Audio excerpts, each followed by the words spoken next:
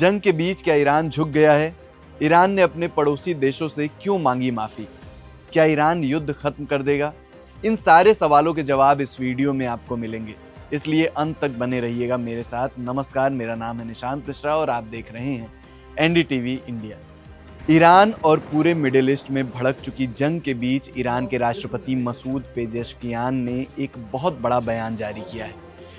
उनका ये बयान खाड़ी देशों के लिए बड़ी राहत की बात है। राष्ट्रपति पेजेश्कियान ने स्पष्ट किया है कि ईरान अब किसी भी पड़ोसी देश पर हमला नहीं करेगा।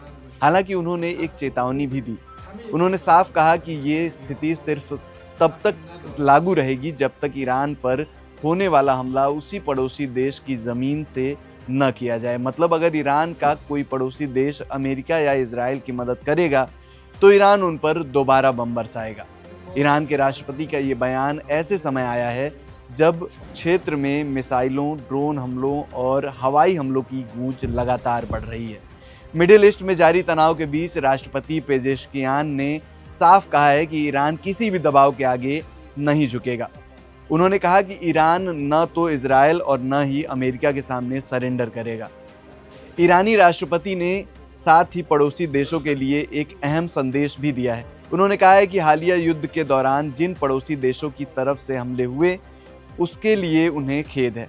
पेजेश्कियान ने भरोसा दिलाया कि अब पड़ोसी देशों को निशाना नहीं बनाया जाएगा।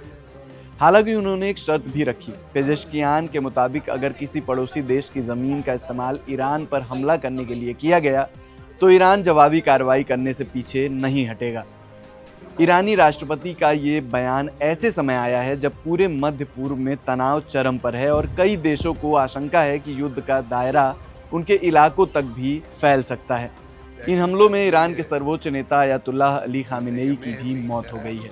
खामेनेई की मौत के बाद पूरे मध्य पूर्व में तनाव और अनिश्चितता बढ़ गई है। ईरान के भीतर सत्ता संतुलन और आगे की रणनीति को लेकर कई तरह की अटकलें लगाई जा रही हैं।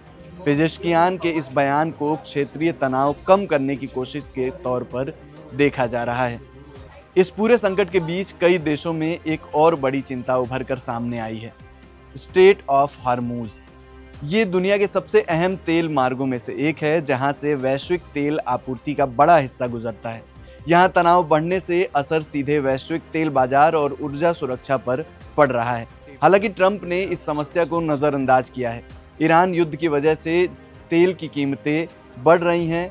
उस चिंता को ट्रंप ने नज़रअंदाज करते हुए कहा है कि ये बढ़ोतरी अस्थायी है और जल्द ही हालात सामान्य होंगे।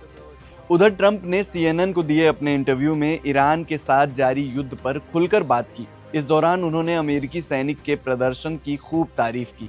उन्होंने कहा कि अमेरिकी सेना बेहतरीन काम कर रही है और उम्मीद से कहीं ज़्यादा सफल है। ट्रंप के मुताबिक गल्फ अरब देशों पर ईरान ने हमला कर बहुत बड़ी गलती की है, जबकि खाड़ी देश अनबिलीवेबल यानी अविश्वसनीय प्रदर्शन कर रहे हैं।